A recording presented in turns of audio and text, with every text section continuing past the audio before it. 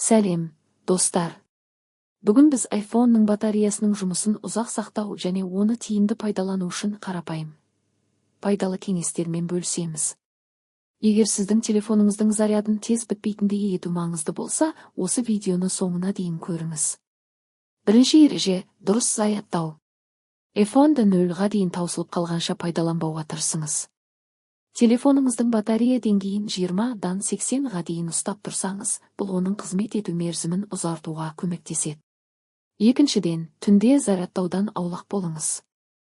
Ұзақ уақыт бойы толық зарядта тұрған телефон батареяға кері әсерін тигізуі мүмкін.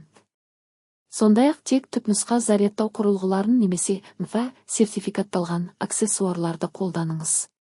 Жалған зарядтағыштар батареяға зиян тигізуі мүмкін. Келесі қадам – фондық қолданбаларды басқару. Артық жұмыс істеп тұрған қосымшалар батареяны тез таусады. Сондықтан қажет емес қолданбаларды жауып, фондағы жаңартуларды өшіріңіз. Экран жарығын реттеңіз. Қолмен басқару арқылы жарық деңгейін азайтып, автоматты жарық функциясын қосыңыз. Бұл да батареяның ұзақ уақытқа жетуіне көмектеседі. Сондай-ақ энергия үнемдеу режимін қосуға болады. Ол батарея деңгейі төмендегенде қуатты үнемдеп, зарядты ұзағырақ сақтайды. iPhone батареясы температураға сезімтал. Оны өте ыстық немесе өте суық жерде пайдаланбаңыз. Бұл батареяның сыйымдылығын төмендетуі мүмкін.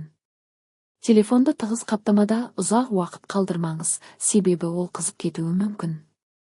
Жылына бір рет батареяның күйін тексеріп, қажет болса, мұны Apple қолдау қызметінде ауыстырыңыз.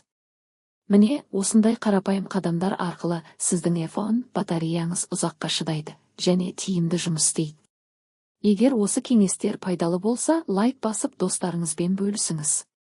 Телефоныңыз ұзақ қызмет етсін.